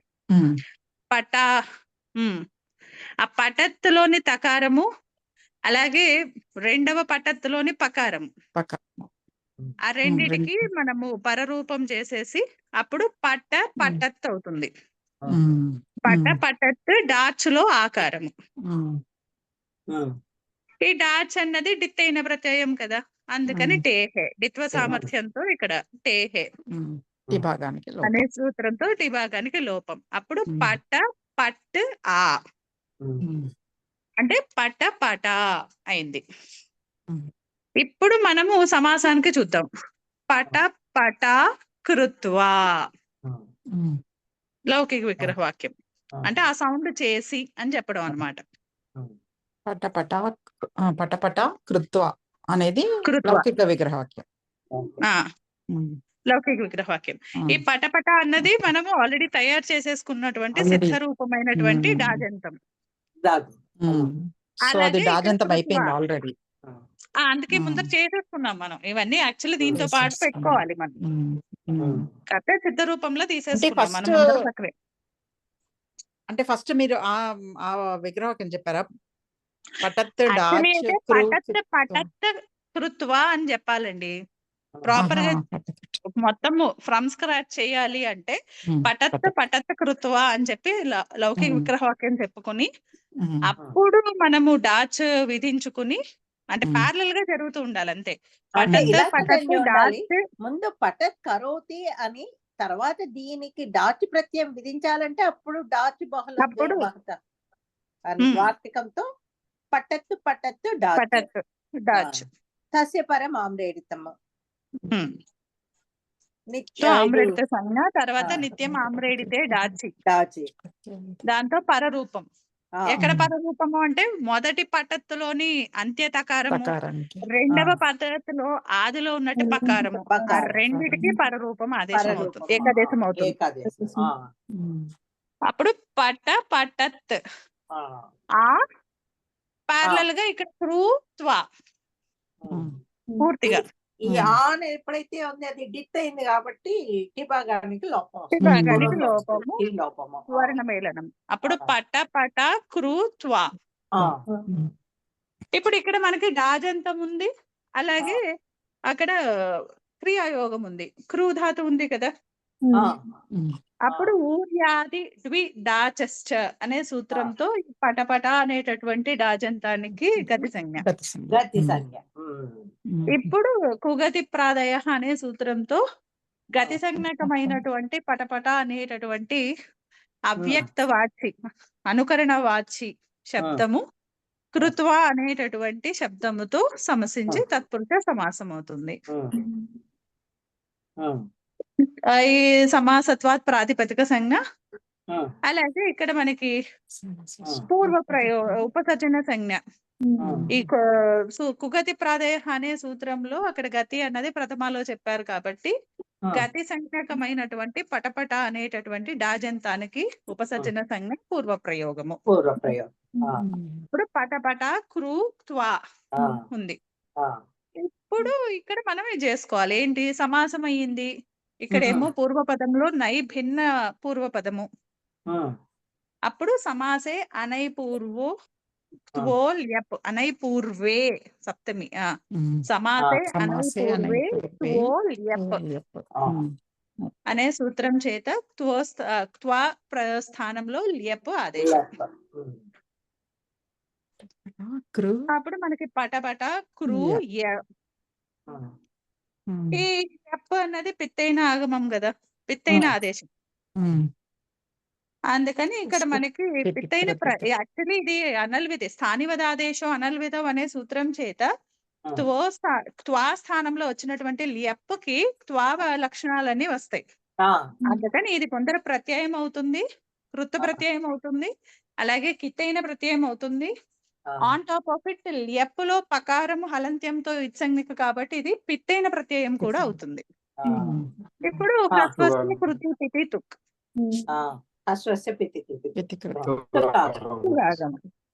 అప్పుడు పటపట కృత్య. రాజన్ గారు ఏదో అన్నారు.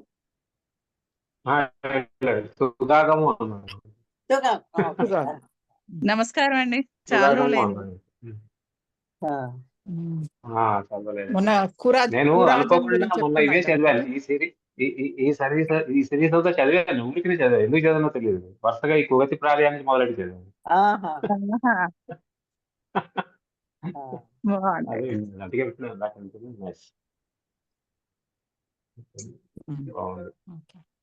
అందుకే ఇది చూడండి మళ్ళీ డాచ్ అనేది వెళ్ళి ఎక్కడి నుంచి వస్తే తదితల నుంచి తీసుకొస్తున్నారు కదా ఆ ఆ, సూత్రాన్ని ఆ, ప్రత్యేకంగా ఇక్కడ ఇది అవ్యక్తానుకరణాలు తదితల్లో వ్యక్తానుకరణ డాచ్ అనేది బేజబరార్ 57 గణితౌ డాచ్. లాస్ట్ ఆల్మోస్ట్ చివరి సూత్రాలు. బట్ ఇది ఒకసారి గురువు గారు అంటే మీకు గుర్తుందో లేదో గురువు గారు ఈ దీని గురించి చెప్పేటప్పుడు ఈ అంటే సమాసం గురించి మాట్లాడట్లేదు ఆయన యాక్చువల్గా అక్కడ ప్రదేశాల గురించే మాట్లాడుతున్నారు. ఇప్పుడు ఈ క్లాస్ లో ఇంతమంది ఉన్నారు కదా, అప్పుడు నాకు గుర్తుండే దమయంతి గారి పేరు చెప్పినట్టున్నారు వాళ్ళు. దమయంతి గారు వీళ్ళెవ్వరికి వినపడకుండా నా చెవిలో చెప్పండి అన్నారు. చెప్తే ఎలా చెప్తారు అని అడిగారు ఆయన. ఇలా అడిగారు.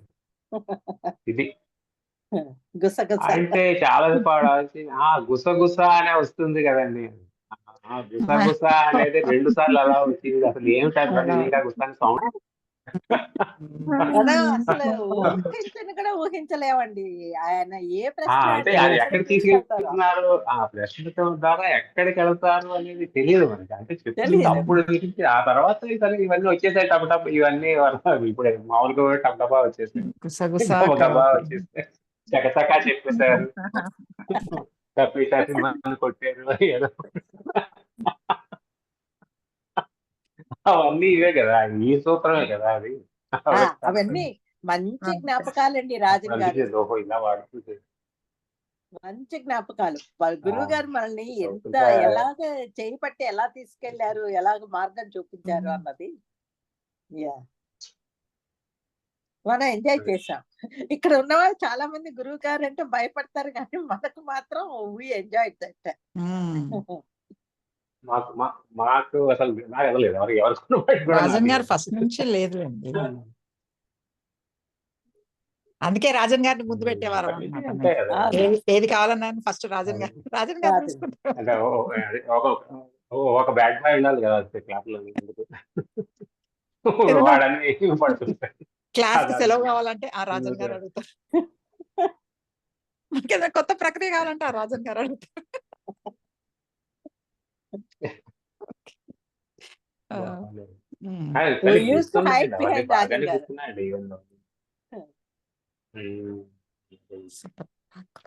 బాగుందండి. నిన్న కూడా నేను వేరే క్లాస్ లో ఉన్నప్పుడు చెప్పాను, అంటే చదవాలి అంటే ఎలా చదవాలి అంటే గురువు గారు చెప్పినట్టు చదవాలనేది ఒక థియరీ. అంటే ఆయన పద్ధతిలో కొంచెం ఆలోచిస్తూ, యాక్చువల్ గా చెప్పాలి అంటే ఎలా చెప్పాలి అంటే విదుషీలా చెప్పాలి అని చెప్పాను. లక్ష్మీ శ్వేత గారు లాగా చెప్పాలి. నిన్న మీరు అది చెప్పారు కదండి లక్ష్మీ శ్వేత గారు క్లాస్, అది ఫస్ట్ టైం బాగుంది.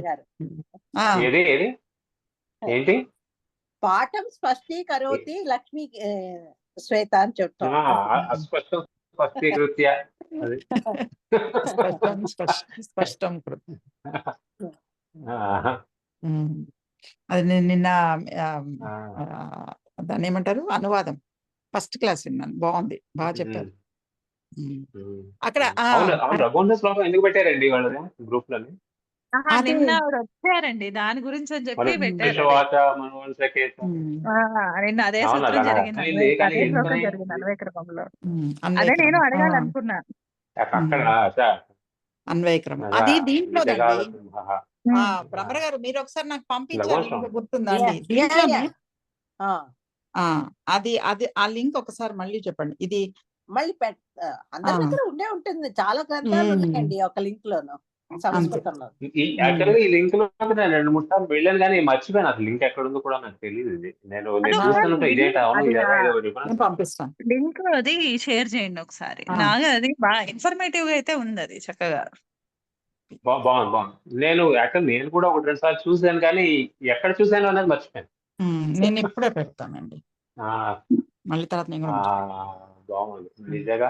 ఈ జోక్ ఏంటంటే ఇందులో నేను అన్వయక్రమం చెప్తున్నప్పుడు ఈ ఫస్ట్ టైం చదువుతున్నప్పుడు అన్వయక్రమం చెప్తున్నాను, నిజగాధ సింహ అని పదం ఉంటుంది చివరిలో. నిజగాధ సింహ అని ఉంటుంది. ఆ నిజగాధ అనేది పదం, నిజగాధ అనేది ఎలా డిరైవ్ అయ్యిందా అని చెప్పి 2 రోజులు వెతుక్కొని కష్టపడి సాధించాను. ఇంత చేస్తే పక్క పేజీలో ఉంది అది. నవ్వు వచ్చింది నాకు అలాంటి నిజంగా. 2 రోజులు అలాంటి ఇంట్లో కష్టపడ్డా అలాంటి కుస్తీలు మనం అనవసరంగా ఎన్ని టైం వేస్ట్ పట్టామండి చేసుకొని బాబోయ్! తద్దితాలతో అదే ఎన్ని పట్టామో.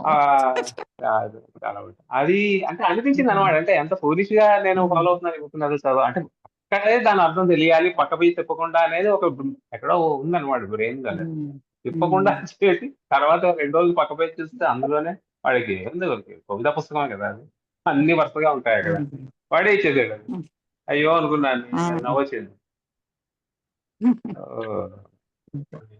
ఏదో తెలిసింది కదా ఏదో గద్ద ధాతువు దానికి ఇది ఇట్లా కారణం దానికి ఇది పొడవుగా ఈ ఇవన్నీ శ్లోకము తెలిసాయి కదా. ఈ శ్లోకం కాదు వేరే శ్లోకం. ఓకే, ఇంకొక గ్రూప్ లో. నిన్న క్లాస్ లో మీరు చెప్పారండి బ్రహ్మర్ గారు? లేదు Sorry. లేదు నేను చెప్పలేదు. ఏంటి? నిన్నటి క్లాస్ లో మీరు మీరు ధాతువులు చూసారా అని అడిగారు. అడిగితే ఒక ఆవిడ నేను చూసానండి హోంవర్క్ చేశాను అని అన్నారు కదా. ఆవిడ అన్ని లైన్ గా ధాతువులు చెప్పారు. చెప్పాక అక్కడ అంటే అన్ని అజాది ధాతువులు ఉన్నాయి అవి. అవును, అజాది ధాతువులు అని అన్నాక ఇదేంటి అవన్నీ మనకి వృద్ధి వచ్చింది. ఆది వృద్ధి అనే మాట వాడారు. అవును, ఆది వృద్ధి అని అన్నారు. అది ఆది వృద్ధి కాదు అనుకుంటా. అవును ఆడాగమము. కాకపోతే ఇప్పుడు అక్కడ ఏదండి? కాన్సెప్ట్ వాడకం అనవసరం కదండి. చెప్పండి. నాకు వినిపించలేదండి, ఒకసారి మళ్ళీ చెప్పండి. నేను కావాలనే అక్కడ వాళ్ళు ఆది వృద్ధి అన్నప్పుడు కూడా దాన్ని వదిలేసి అక్కడ ఆడాగమం వస్తోంది, కానీ అక్కడ ఇంపాక్ట్ మాత్రం వృద్ధి జరుగుతోంది గమనించండి, మీరు అది కరెక్ట్ గమనిస్తారు అని ఇచ్చాను. చెప్పారనమాట. అయితే చెప్పారు. కాబట్టి నేను దాని మీద ఎక్కువ ఎన్ఫోర్స్ అయితే చేయను. అంటే ఇప్పుడు ఇది ఆరాగమము వస్తుంది అట్లా అయితే నేను మాట్లాడను, ఎందుకంటే అవన్నీ మాకు అక్కడ బుక్ లో లేవు, మేము నేర్చుకోలేదు. నేను అందుకే అక్కడ కావాల్సింది ఏంటి, ఎందుకంటే నేను పరిచయాలు ఉన్నప్పుడు నేను ఇదే ఎక్సర్సైజ్ చేశాను. ఎందుకు అనుకోకుండా చూస్తున్నప్పుడు అన్ని ఇలానే వస్తున్నాయి. ఈహతే ఉన్నప్పుడు ఐహతే అలాగే వస్తున్నాయి చదువుతున్నప్పుడు ఐహత అని. అప్పుడు ఎందుకు ఇలాంటివన్నీ ఎందులో వస్తున్నాయి అని చెప్పి నా దగ్గర కొన్ని అప్పుడు ఒక 5-6 ధాతువులు ఉన్నట్టున్నాయి అంతే. ఆ ధాతువుల్లో చూసుకుంటే ప్రతి దాంట్లో లంగులో ఇదే పరిస్థితి వస్తుంది. అప్పుడు ఓకే ఇది ఇకారంలో ఇలా వస్తుంది కదా, అయ్యి అవుతోంది, ఉకారంలో ఏమవుతోందా అని నిన్న వాళ్ళకి ఇచ్చిన ఎక్సర్సైజ్ నేను అప్పుడు చేశాను. నేను అలా కొన్ని చేసేసరికి నాకు అర్థమైపోయింది. ఓకే ఇక్కడ నేను ఎందుకంటే నేను అదే మాటలో పెట్టుకున్నాను. నేను అప్పుడైతే ఆది వృద్ధి అనే అనుకున్నాను నేను. ఓకే అంటే ఇది వృద్ధి సంజ్ఞ అంటాం కదా మనం, సో ఇక్కడ వృద్ధి జరుగుతోంది, మొదటి అక్షరానికి వృద్ధి జరుగుతోంది. అదే ఆదిలో ఉన్న అక్షరానికి వృద్ధి జరుగుతుంది కాబట్టి ఆది వృద్ధి అని అనుకున్నారు. వచ్చింది. ఓకే తర్వాత నాకు సూత్రాల్లోకి వచ్చాక అర్థమైంది అది ఆది వృద్ధి కాదు, అది ఆడాగమం జరుగుతోంది. ఆటస్య సూత్రంతో వృద్ధి అవుతోంది, అక్కడ జరగడం వృద్ధి, కానీ ఆటస్యతో వృద్ధి అవుతోంది అక్కడ. అది మీకు మెసేజ్ అనుకునేసరికి నాకు ఫోన్ డిశ్చార్జ్ అయిపోయిందండి. అంటే అండి మనం అది ఇక్కడ డిస్కస్ చేసుకోవచ్చు కానీ అండి అక్కడ ఎగ్జామ్ ఓరియంటెడ్ వాళ్ళకి కన్ఫ్యూజన్ వస్తుంది, అందుకని ఇంకేం మాట్లాడుకుంటాను. ఇక్కడ అవి అందరికి అన్ని కాన్సెప్ట్స్ అసలు టోటలీ న్యూ కదండి ఆ టైంలో వాళ్ళకి. అందుకని ఏంటంటే పాయింటర్స్ లాగా వాళ్ళు గమనిస్తూ ఉంటే ఒకసారి వాళ్ళు వ్యాకరణంలోకి వచ్చినప్పుడు లేకపోతే రాకపోయినా సరే they will try to figure out వస్తున్నాయి. ఇంకో లెవెల్లో ఉన్నారండి, బాగుందండి. ఆ ధాతువులు అన్ని కూడా మీరు ఏం గమనించారు అనగానే ఆవిడ ఆది వృద్ధి అనడం కూడా that's a new point actually. Target of the exercise అయితే అదే, జస్ట్ ఆ ప్యాటర్న్ ఫిగర్ అవుట్ చేయాలి, అక్కడ ఏం జరుగుతుంది ప్యాటర్న్ ఫిగర్ అవుట్ చేయాలి. అది బాగుంది క్లాస్. మీ అన్వయం చెప్పే విధానం అదంతా బాగుంది. అంటే ప్రతి ఒక్క పదాన్ని తీసుకొని ఇది కృదంతమా, ఇది తింగంతమా, తింగంతం అయితే ఏంటి, కృదంతం అయితే ఏంటి, దేనికి రిలేట్ అయ్యి ఉంది, దీంట్లో కర్త ఎవరు, అదంతా బాగుంది యాక్చువల్లీ. అది మనకు కావాలండి. అది వస్తే మనము ఏ పద్యాన్నైనా ఈజీగా అర్థం చేసుకోగలుగుతాం. మెయిన్ గా అదే రావాలి మనకి. ఒక్కటండి మీ దగ్గర ఉందన్నారు, నేను పంపించింది మళ్ళీ పంపించండి. నా దగ్గర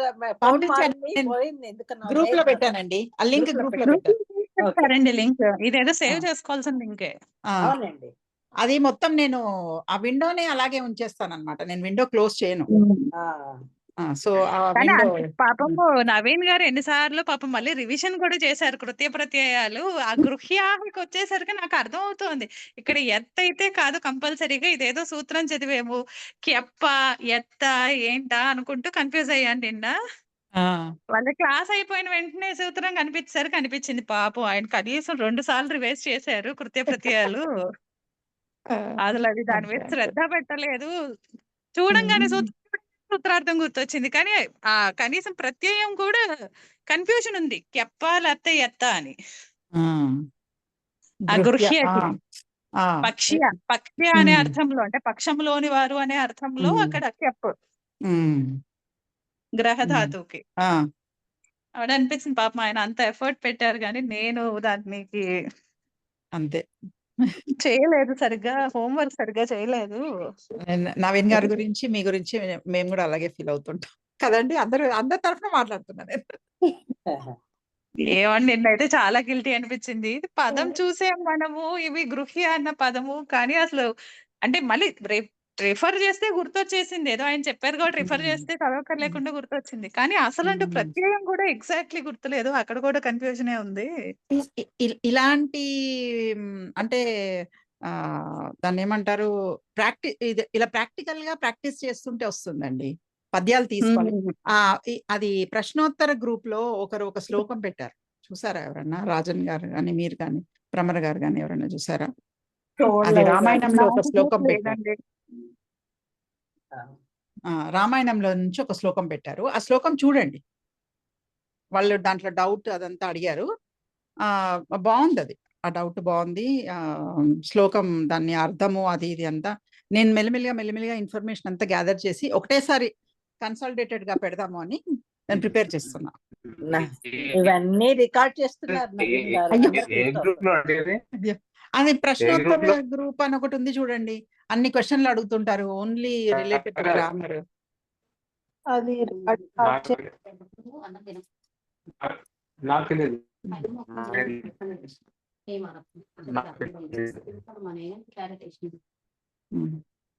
సో అది దాంట్లో ఈ శ్లోకం అయితే బాగుందండి. అది చూడొచ్చు. దాని మీద కొంచెం ప్రాక్టీస్ చేయొచ్చు. ఇలా ప్రాక్టీస్ చేస్తుంటేనే మనకి అన్ని గుర్తుంటాయండి. ఇప్పుడు మీరు చెప్పే సమాస ప్రక్రియ కానీ, కారకాలు కానీ, ఇప్పుడు నవీన్ గారు చెప్పే కృత్తులు కానీ అన్ని అలా గుర్తుంటాయి.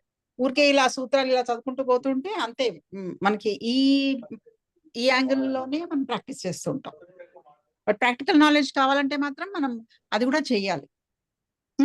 అవును, అది చేస్తేనే మనకి ఇంకా బాగా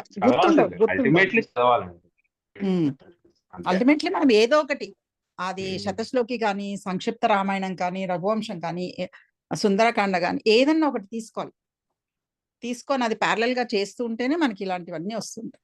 చందమామ, ఈవెన్ చందమామ ఈజ్ ఆల్సో ఫైన్.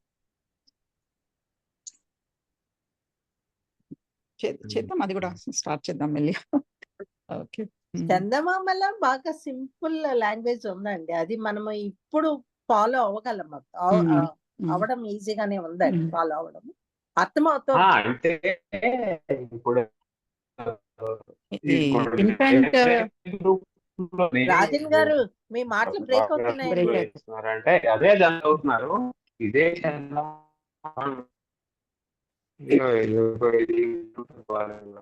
నాకేనా రాజన్ గారు అందరికి నాకు కూడా కట్ అవుతుంది. ఇప్పుడు అది వేరే గ్రూప్ లో కూడా చందమామ చదువుతున్నారు, కానీ అక్కడ ఏంటంటే ప్రతి పదాన్ని కొంచెం గ్రామటికల్ అనాలిసిస్ జరుగుతుంది ఆకర్షణ పద్ధతిలో. అంటే ఎగ్జాక్ట్ ఆకాంక్ష కాదు, కానీ ఇదేదో ఫలానా పాపరేచేయము, ఇట్లకారము, ఇదేమో అది అలా చెప్తున్నారు ప్రతి పదానికి కూడా. దీనికి ఉపసర్గ ఈ ఫలానా ఉపసర్గ పూర్వకమైంది అలా చదువుతున్నారు అక్కడ కూడా. ఇప్పుడు పంచతంత్రంలో వచ్చారు వాళ్ళు యాక్చువల్ గా. చందమామ అనేసి యాక్చువల్ పంచతంత్రం కథల్లోకి వచ్చారు వాళ్ళు. సో నేను రెగ్యులర్ గా వెళ్ళటం లేదు కానీ తెలుస్తుంది వాళ్ళది చదువుతున్నారని తెలుస్తోంది నాకు. బానే ఉంది అక్కడ కూడా. అంటే only not just meaning, but word by word అన్నమాట. ఇప్పుడు మనం ఎక్కడ చదువుతున్నట్టు అక్కడ వాళ్ళది. అందులో గ్రామర్ డిస్కషన్స్ కూడా కొన్ని డిఫాల్ట్ గా వస్తాయి మరి తప్పదు. కొన్ని పద్ధతులు ఎలా ఒకటి ఉంటే చెప్పాలి కదా. అంటే అదేదో మనము జరుగుతుంది అక్కడ. అదో పద్ధతి బాగానే అనిపించింది నాకు. నేను అంత సీరియస్ గా చదవలేదు సింగులర్ కానీ నేను గ్రూపులు మామూలుగా చదివేస్తున్నప్పుడు మనకి ఎంత అవుతుంది. తర్వాత ఒకటిసారి పదాలు దగ్గర అవుతాం. మనంతా మనం చదివినప్పుడు అంటే ఒక దగ్గర ఎలా వచ్చిందా అని ఆలోచిస్తాం. ఆ ఆలోచన అయితే ఉంటుంది కదా. సో అలాగా మొన్న చూడండి డెవలప్ అవుతుంది. బాగానే నాకు భ్రూభంగం బాగానే అనిపించింది అది.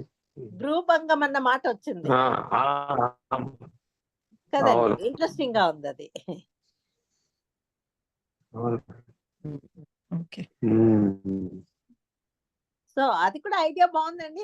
ఇప్పుడు ఏంటంటే అండి ఆ చందమామ కథ చదివితే తెలుగులో చదివితే ఎంత బాగా అర్థమవుతుందో ఇది చదివినా కూడా అంతే